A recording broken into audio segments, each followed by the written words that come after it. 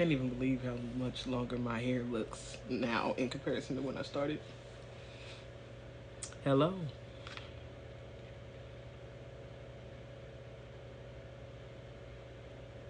I hope y'all had a great day. It is Monday, December 4th. Wild. The year is over. I have no idea how to feel about that.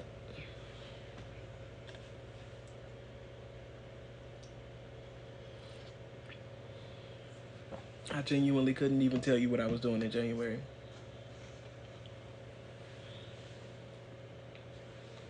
Good and can go. It was an interesting one. It was.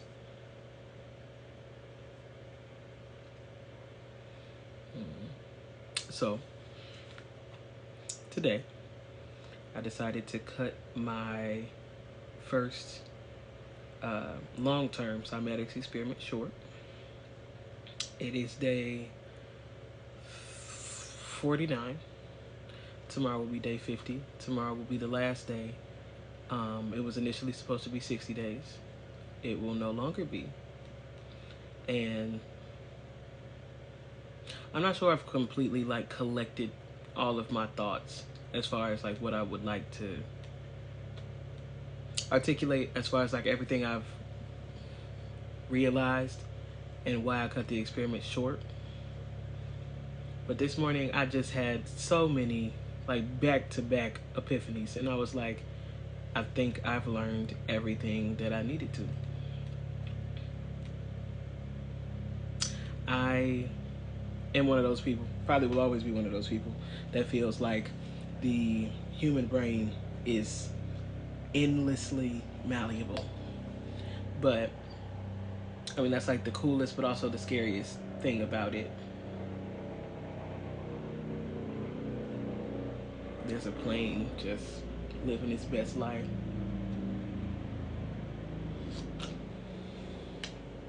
That's so sweet.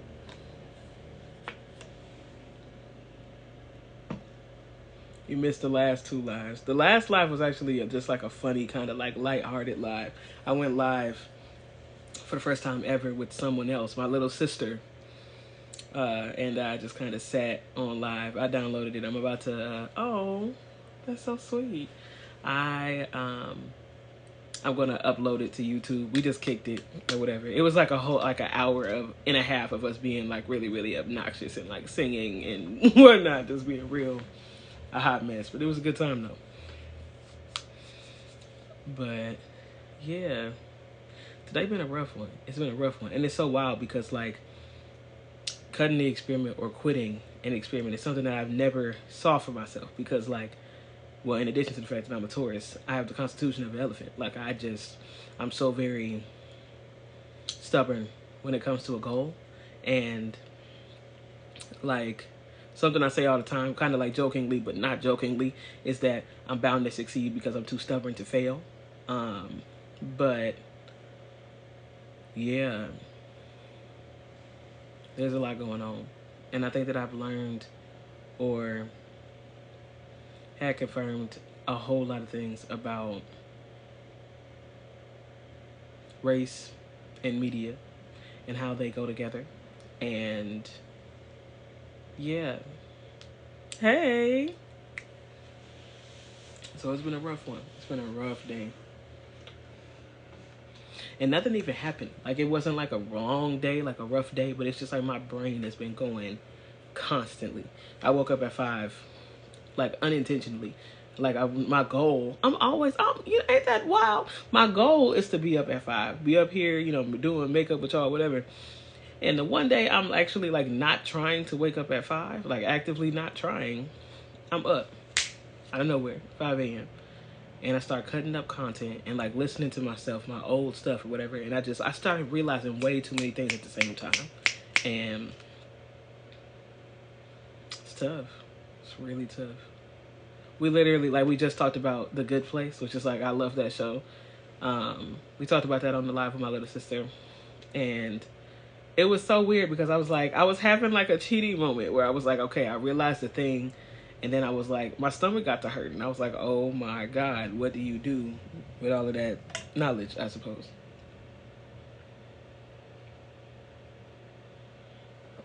wild. But anyway, so here we are.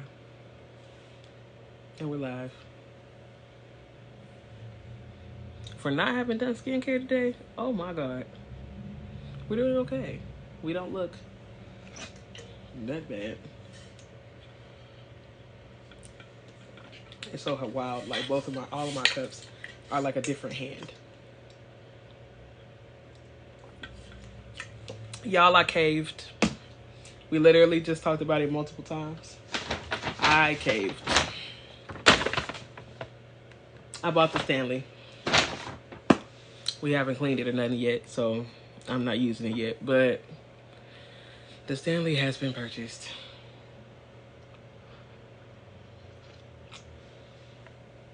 So I'm thinking that Stanley here will probably turn into like my home cup. And then Stanley will turn into my like on the go cup. Whoa.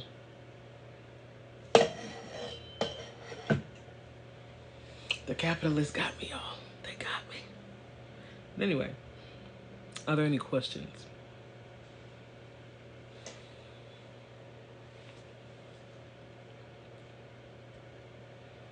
I've made 2 like 10-minute videos today and not posted either of them. And not like, I just feel like there's so much going on in my brain that I do not know how to fully articulate yet. I've been off TikTok for a minute. I literally got on to see what you've been up to, and my heart is full. Oh, that's so very sweet. How are you? My brain, it's a lot going on today in my brain. I can't wait to watch it. You know, I don't know if I'm going to post it. Well, I'm going to post it. I am. But I don't know if I'm going to, like, post it. Oh, hi, Akia. I don't know. I think I'm going to have to write it out first. Because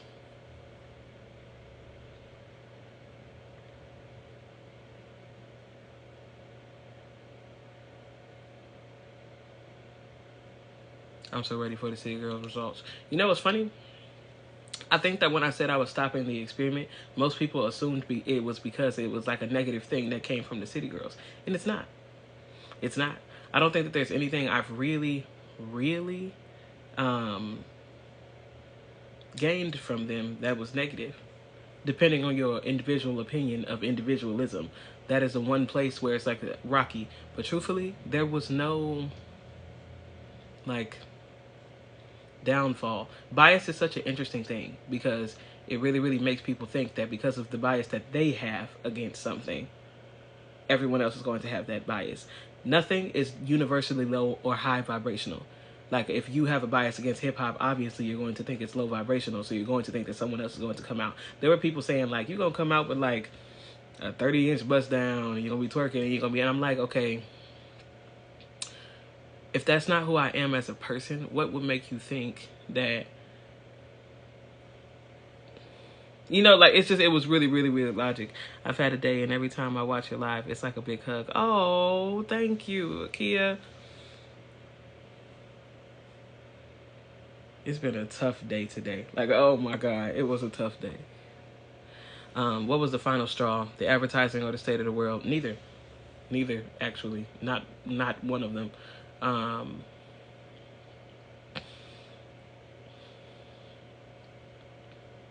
I realized something new about the target audience of certain media. That's what happened. I realized that I am not the target audience of a certain kind of media. And that led me down like the path to thinking about who or what group is the easiest group to turn into, I don't know if I can say the word on live. I'm just try it, a terrorist.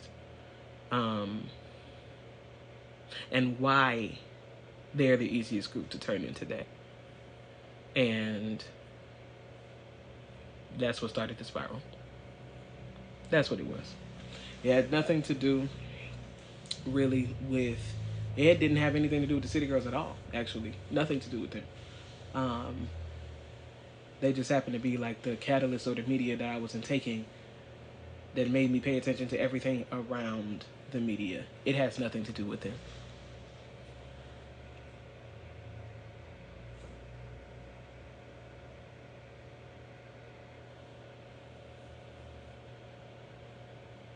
I could see that. Honestly, I really could. I could see Megan Thee Stallion and the City Girls and such making you have more incentive to want to, change things about your life and whatnot. I could see that 100%. But yeah, it has nothing to do with them. I can see why people think that because, I mean, obviously the experiment had to do with them. But the reason I called it off has nothing to do with them.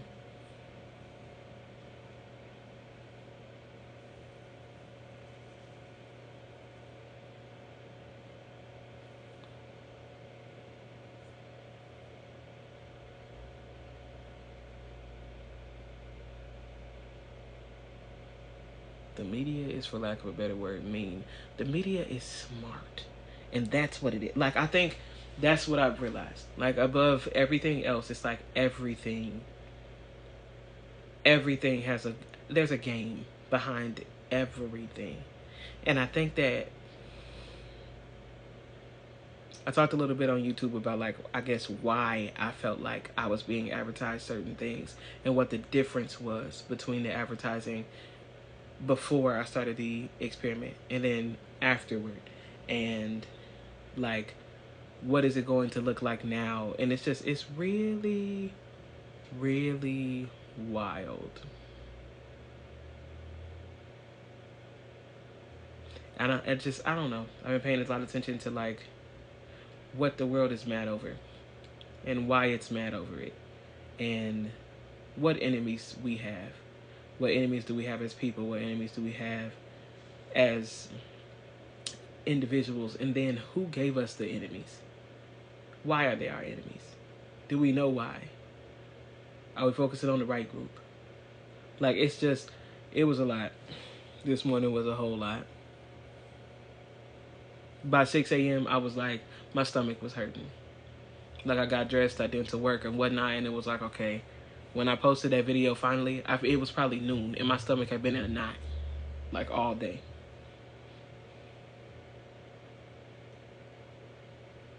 Especially towards young black women who decided to stand on business.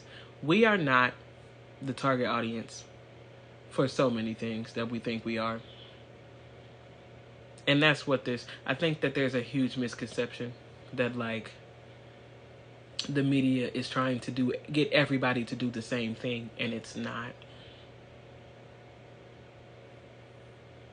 It's just not. One of the biggest concerns that I feel like black women have, that I noticed from this experiment, as in things that we should watch, are individualism and materialism. But there are some things that it's just like, I realize that I've been irritated about, or I've been worried about, or and it's just not real. It's not real. Big blogs are literally nothing. They're the least of my worries. And as a person who's had the Shade Room block for literally years, big blogs is literally thinking so small.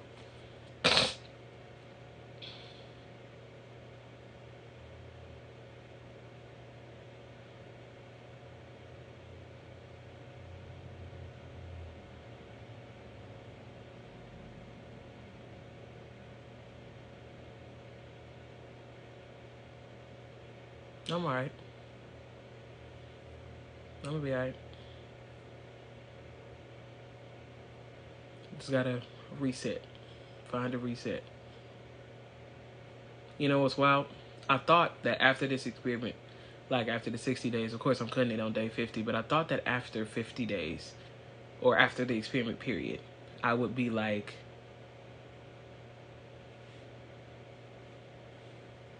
it'd be the end. You know, whatever. I would be super, super excited to hear other things, or like, play other music. But right now, I don't want to hear nothing.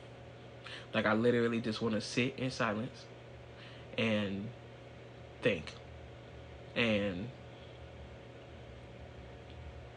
like, it just makes me think about, like, there's that super, super old quote where people were like don't believe nothing you hear and only half of what you see. And I'm like, okay, did they say that because of, like, like, oh, whatever, or did they say that because they genuinely knew that you can't trust sound that much?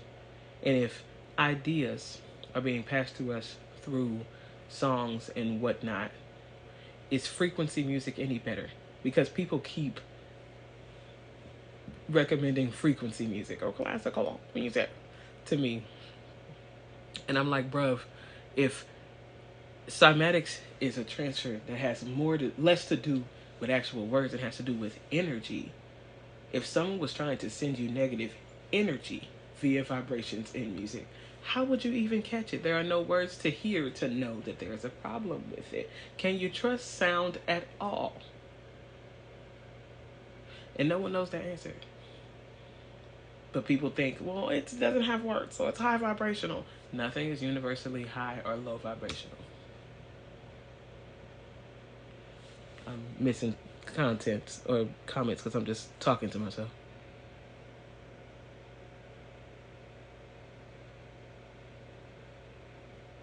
How have Diddy's allegations affected the way you view the City Girls? I don't know anything about Diddy and his relationships with them. That doesn't have anything to do with me.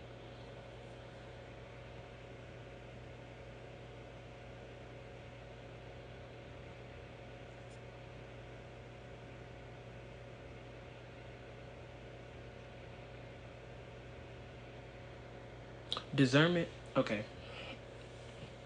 Not even to be like frustrated or anything, but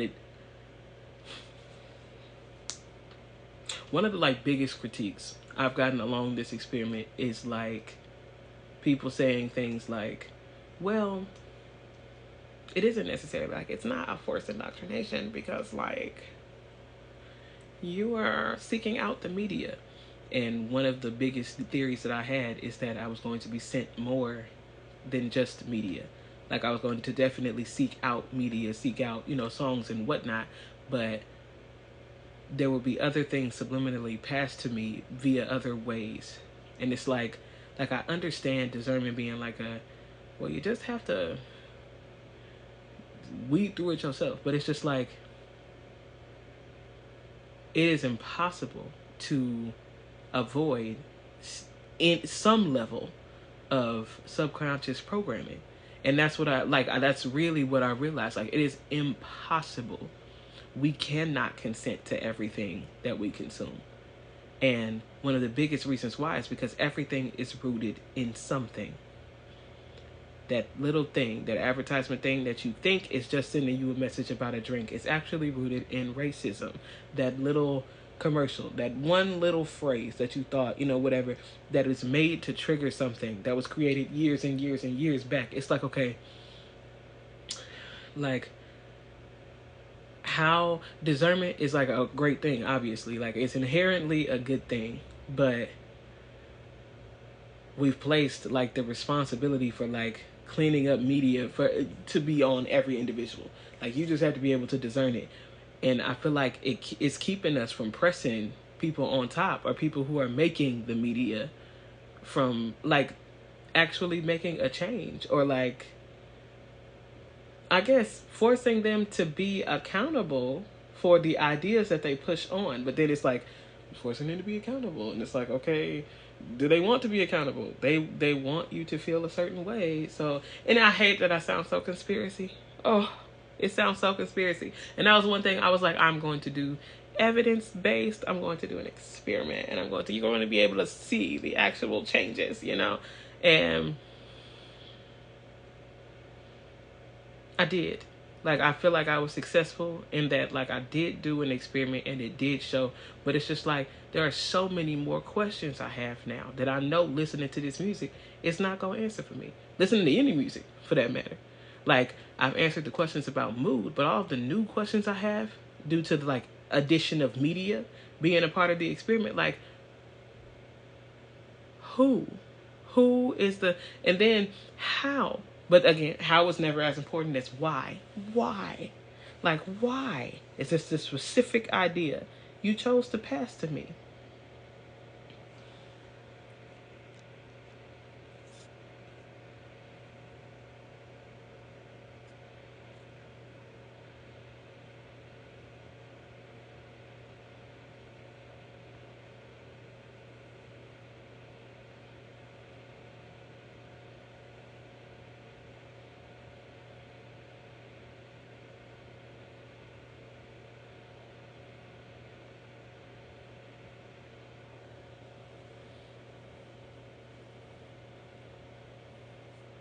But that's what it is. It's like every question that I have now, every question I had before, I feel like was how. Like, okay, so this happens. And yes, this affects you. And yes, your brain. Yes, this, how. How, what chemical, how. Now, why? Why?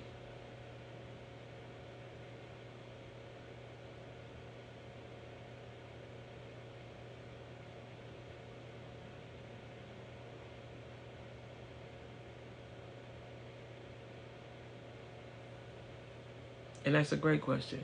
Like, why are they fascinated with mind control? I mean, obviously, because you need tools. Humans are a great tool. But, like,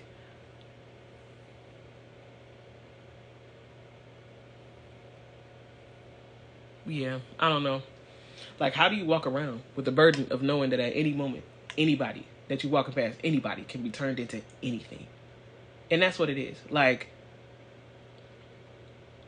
there's like the cool, cute, like, this is, I'm a city girl, you know, lighthearted city girl, you know, whatever. Like, there's that.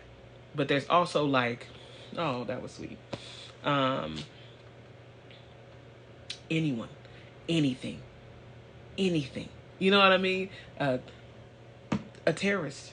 It's just a human, just a regular human, and that's what it is. We have this weird, like, fantasized or like dramatized version of like everything. Yeah, I remember when like Dahmer came out and people were like, "Oh my god!" Like, "Oh, thank you for the roses."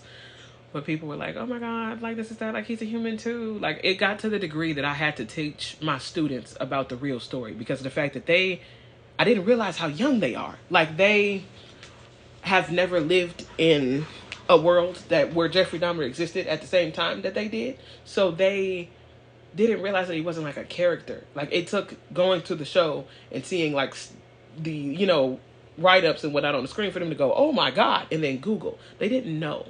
So they were coming into my class humanizing a predator who was a racist predator because they didn't know any better. You know what I mean, or whatever, but it's not their fault.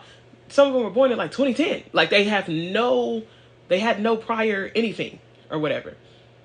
But I feel like that's kind of what we do with, and the same like way with like terrorists and terrorism. It's like they weren't a regular person. They weren't they weren't, anything like that. They were just, but I feel like that is what we're messing up. Like, we really, really messing up by thinking they were special. Or there was something specifically that was different about them, or that was something that was wrong with them. That's what made them that way. No, they were a regular human. And a regular human can be turned into anything and can do anything. Like, unspeakable, horrible, terrifying acts. Anyone can be turned into anything. And that, but not anything. Okay. So when I started my experiment, I went through hundreds. I mean, so many people commented so many things. I went through hundreds of searches of different cultures and different music genres and different whatnot. Well, I stayed up until like 2 a.m. and was like, okay, I'm going to figure out what culture I'm going to do whatnot. So when I decided on mine, there were so many things on the table. Obviously, one of the big contenders, one of the things that people said like often was like QAnon, Fox News, like that culture. Obviously, it's a quick one. It's deep indoctrination, like it's there. And when I visited it, like, it was like, I saw it as a waste of time. Like, I mean, there are a couple reasons why I decided not to do it. First of all, I saw it as a waste of time. Excuse me, no, flip. First of all, I saw it as a waste of time because of the fact that I thought it would take too much time. I was like, if I was to get into this, it directly counteracts with so many different parts about who I am that I couldn't accomplish it in a month. So I was like, okay, if I have 1 month to absorb a certain amount of media or whatever, this is a waste of time because I'm not going to see any real observable change because I have to break down who I am as a person first. And this is not that kind of experiment.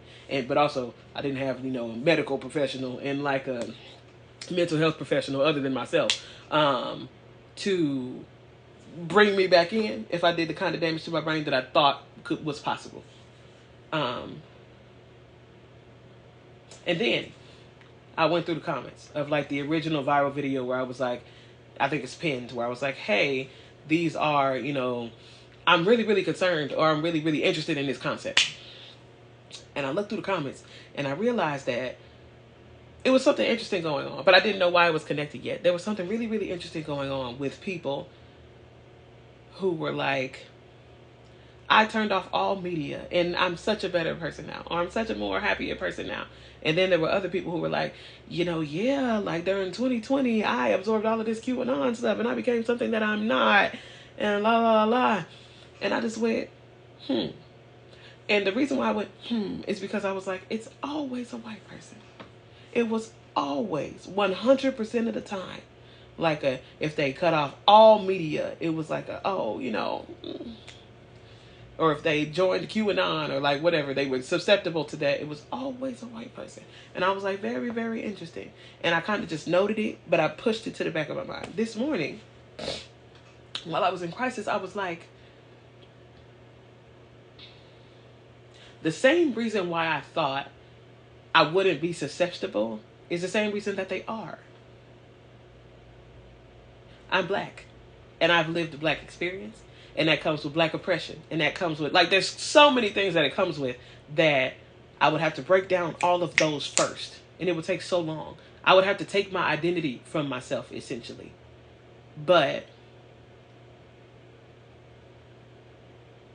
like, you can look through my videos, you can look on YouTube, you can look or whatever, on several occasions, where I, at different depths, said, I am really concerned. I'm really, worried. I'm really, whatever, about the fact that I don't feel like I'm aware. Like, I feel there's something I owe to myself or to my community about being aware, so not watching the news initially was a painful thing for me because I was like, I feel like for the first time in my life, I am going against something that I directly believe in. Something I believe I said in my anchor video, something I say, my mama say all the time, whatever is, we don't believe in being ill-informed, misinformed, or uninformed. So you figure out, what's going on in your planet or in your world or in your community or whatever. You figure it out. And it was something I felt like very, very negatively about. But that's because of the fact that I am a person in the community and a minority and whatnot who is being affected. So I feel that responsibility. A white person doesn't have that. So that's one thing that makes them easy to indoctrinate. So let's start there. Then, the whole, I joined QAnon and I became something I wasn't. Whole different issue.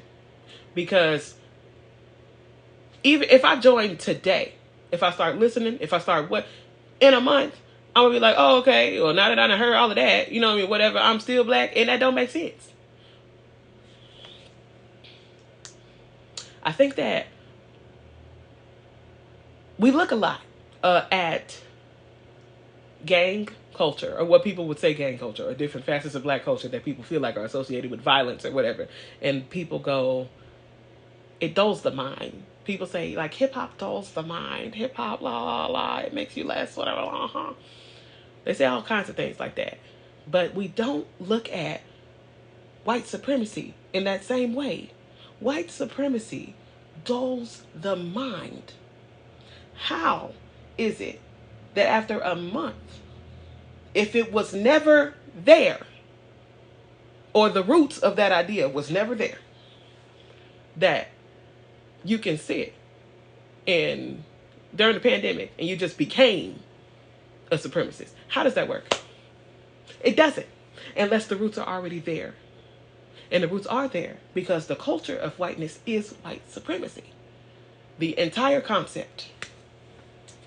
When the Portuguese, whipped up whiteness as a concept, it was rooted just in superiority. And that culture, obviously it has evolved, and it's now in America what we call Southern heritage. But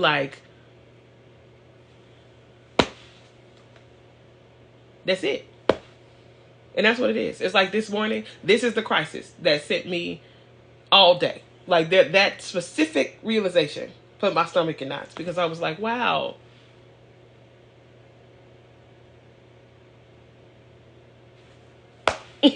That's what it is. That's what it is.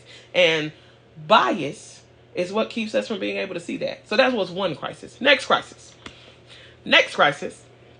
was religion.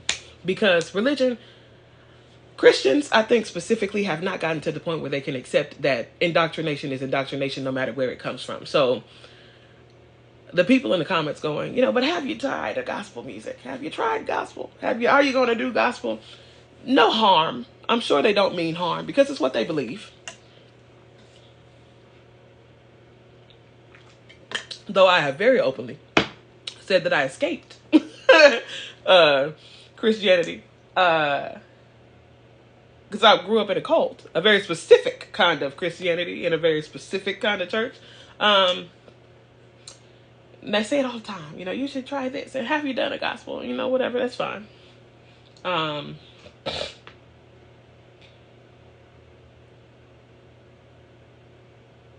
Indoctrination is indoctrination no matter where it comes from. And that specific kind of indoctrination creates a very unique kind of bias because it's rooted also in supremacy. But religious supremacy and racial supremacy, even though they're cousins, they're not the same. And what's very interesting about religious supremacy is that there is also a dulling of the mind that happens with them because you cannot possibly genuinely believe that every other genre on the face of this planet is secular. And even that, having a term for it, it's very it gives me, if y'all know, what's her name? Jane, the woman who does she did racial child experiments, a long time ago. It gives very brown eyes, blue eyes. We're the city on the hilltop. We're Christian. That's our genre. Gospel. You know what I mean? Everything else, secular. Which brought me to a new crisis. Let's talk about crisis number 3. Satan. That sounds so nonchalant to say it that way, but Satan. Because the religious supremacy thing is an interesting thing. Satan is a related concept, but a different concept. And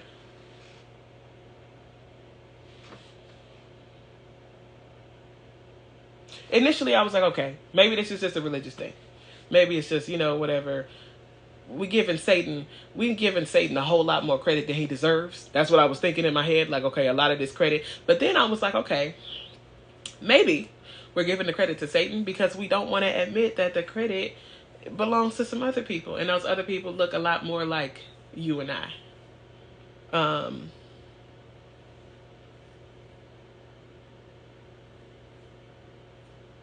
I said, Satan in these comments is getting a lot of credit that belongs to the government. Satan getting a whole lot of credit that belongs to corporations. He getting a whole lot of credit that belongs to bias. So, the combination of all of these things, in this crisis that I had there at 5 a.m., had to do with why this experiment ended. And the fact that people are still going to sit in my comments and be biased and go, well, the city girls, it was probably a negative thing because they're black and they wear wigs and they buy Birkins and they should be spending that Birkin money on a house. It's just, I'm so very thankful for the City Girls, and I think that I've gained many important things from it. And I think that I learned so much, and I think that I will walk with better boundaries and higher standards because I had the time to really, really be introduced to their full discography and listen to them, but also the other beautiful women, strong women, black women whose media I was able to immerse myself in. I'm very thankful for that part of the experiment. And the City Girls have no part, nothing as far as to why this experiment ended. I will continue to listen to the City Girls in and out of, discographies and playlists probably for a very long time. Until my ass throwing years have come to an end, because we know they numbered. But,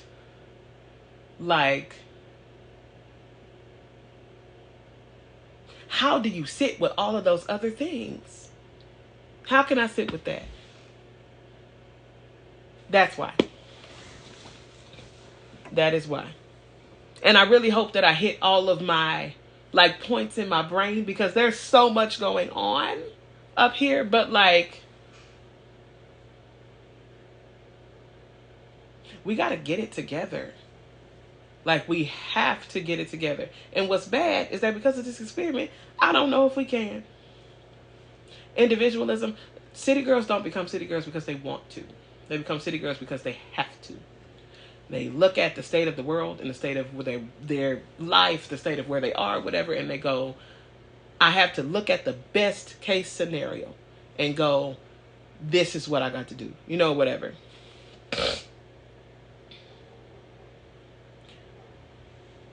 And I'm like, okay, is that the best way to navigate the world at this point? The indoctrination is not going away. The racism and the many things that are happening at the moment that are rooted in racism are not going away. Is it best to just go, okay, this is life. And you know what I mean?